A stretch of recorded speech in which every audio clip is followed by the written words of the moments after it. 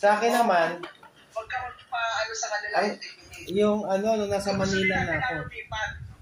Nung nasa Manila na ako, yung, di ba, daming lane. Ano na kami, no, papunta kami ng Marikina. Nako, siyempre may lane na ganyan.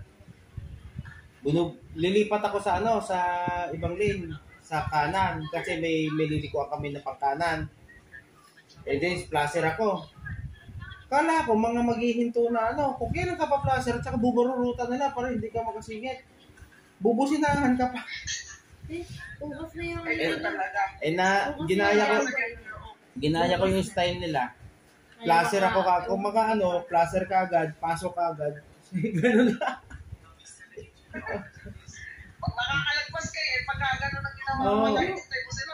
Nalagpas kayo, hindi naman pwede guminto. Tapos, nakakatawa pa, yung kahapon sa stars. Doon, yung sa stoplight, o di green pa. Biglang mag-yellow bigla, tapos pula kagad. Buti na lang, ako nakatawid na. Yung nagpula. Meron mga huli dot doon mga nanghuli, yung hinihintay Ang nangyari, ako sana madadali, kaso yung isa kasing SUV na sumusunod sa akin, siya napag-abutan talaga ng pula. Pinaray. Ang mangyari, parang gusto niya akong sisihin. Bakit kasi sumunod pa ako dito green pa ka po sa akin Ang bilis ng orange. Bilis ng orange, biglang red ka agad. Pero ate, tumalon yung puso niya kasi akala niya siya yung pinapara ng pulis. Okay lang na sabi mo. Ay, aka. Pasensya na po. Pero may magkano yan Naka-register ka na. Akala ko nga. May naman lalo nang galing sa Medina. Ay, lalo pa sa probinsya. Akala ko nga ate, si Penny lang magpapatibok na mabilis sa akin puso. Mga pulis din pala. Natakot first time ako na nakuha na ng lisensya. Ha? House experience naman daw. Ayos.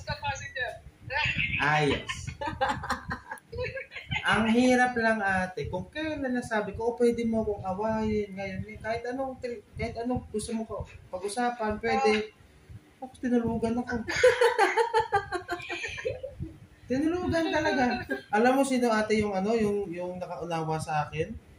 Si Waze. Bigla na lang magsasabi, are you still there? Si Waze na lang. Pero ganda ate ng Waze. Ang ganda ng Waze. Kasi nung from Tagaytay kami, pabalik ng Marikina, nagkahiwalay na kami noon ni na kuya Napunta lang ang sinundan ko, napunta lang Kalamba. Tama, no? Layo. Nauna pa kami. Kaso, tamang stroll, from Tagaytay, go to Calamba, Laguna. Ganun lang naman. Meron pa na mali ng liko, hindi kagad dumiko. So, isang labas na naman parang nangyari sa atin dun sa expressway. Nako, grabe, nakakatuwa. Kumusta naman yung mga passenger mo? Dapat ililigaw mo kagabi. Doon ka nagligaw. Para yung mga nagdyan, inaway ka. Kasi naman, bakit ba sinabi na ito na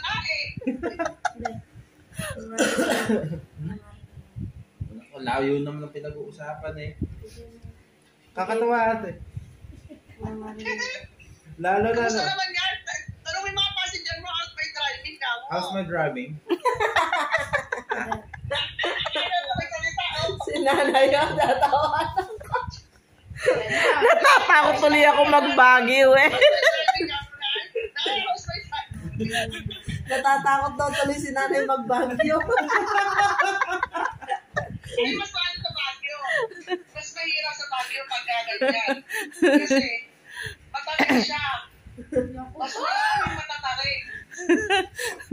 Walang problema sa tarik mo. Ang problema doon, yung tarik mo sa Huwag mong tatanggalin ka pa. Ano lang yan. Asasalpak lang. Later, kasa-charge lang. Minsan pag nasa gitna ka na lane, pagsisiksikan ka ng dalawang truck sa gilid. Pinahirap sa Manila, papagitnaan ka ng dalawang truck na malalaki. Doon ako nagising. Sa truck. Hindi lang ate, hindi sa lang kami nag-expressway.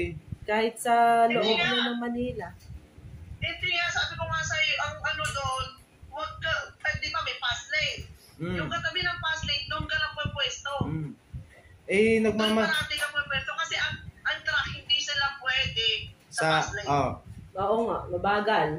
Eh, ano kasi ate? Kaya wag na wag ka pupunta sa pangatlo, pang-apat, pang-lima, na kung may lima na pang-apat, pang-lima. Ang dami. Huwag kang pupunta doon sa pangatlo. Nang bagal nga kasi ate sa gitna.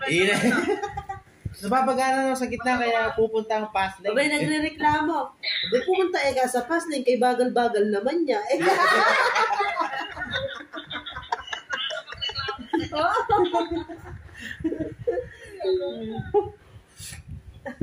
Tsaka yung ano, dapat alam mo yung mga lig-lig o ano ibig sabihin ng lane sa kalsada.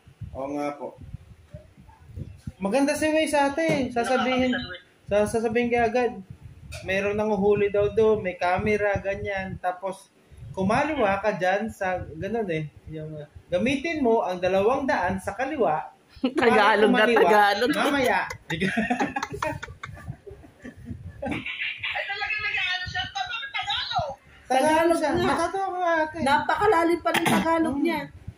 Ano ba may... Eh, parang sinento ng Tagalog. So, kapag kinausap to, sasabihin ko, tumigil ka na lang. Pampagising nga ako, pampagising. Abara, may liliko ka sa kanan. Sasabihin niya, gamitin mo ang 200 sa kanan para kumanan sa sa 200 metro. Yung pa mag-iisip ka muna, ano sinasabi niya. Stress ka na sa pagdadrive, stress ka pa sa pagdadrive, ano sinasabi niya. Sabi ko kasi, ma'am, sarap yan ako. Kaya nga, sabi ko, ma'am, dito ako. Nakakatawa ako, Kaya nakakatawa. mga pag namasit ka doon na may abukan.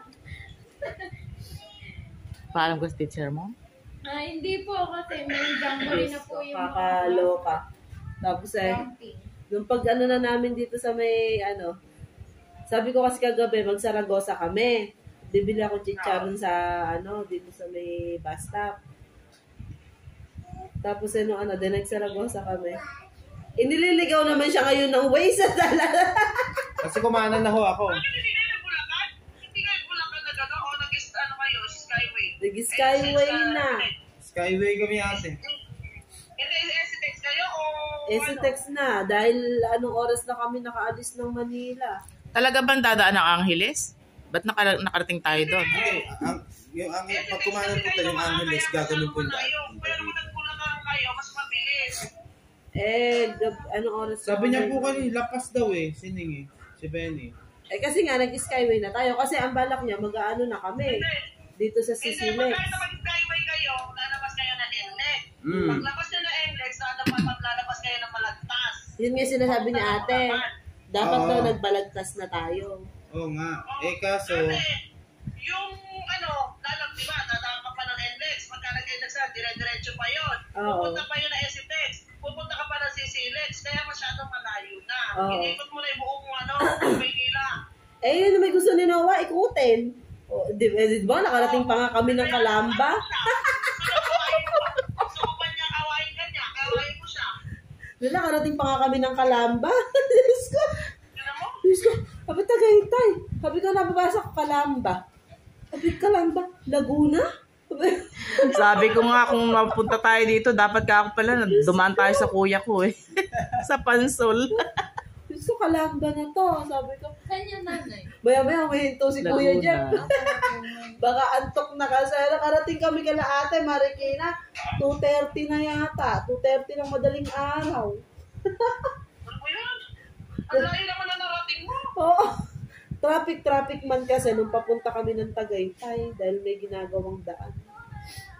Papuntang Tagaytay pa lang, pabalik-balik na kaligaw-ligaw na. Oh. Para ma-enjoy mo yung buong araw. Tapos may nadaanan pa kaming piyestahan. Makikain muna tayo dito.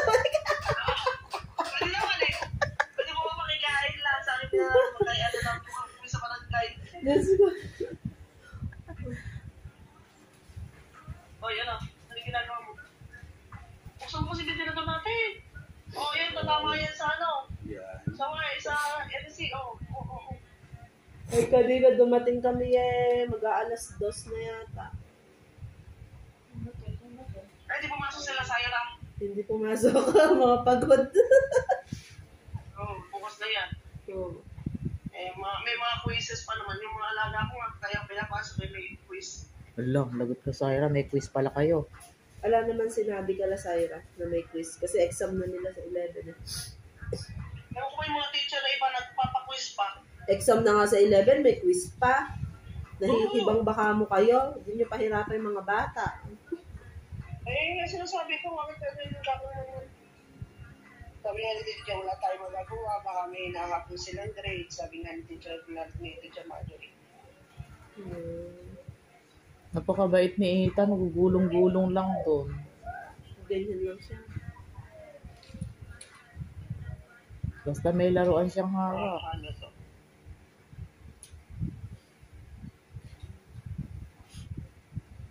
Pupunta ka dito mamaya sa AGL.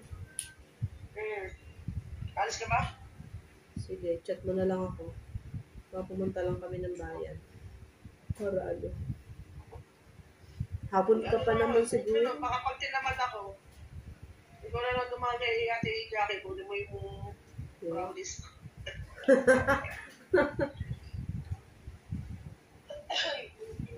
May Shopee ako narating eh.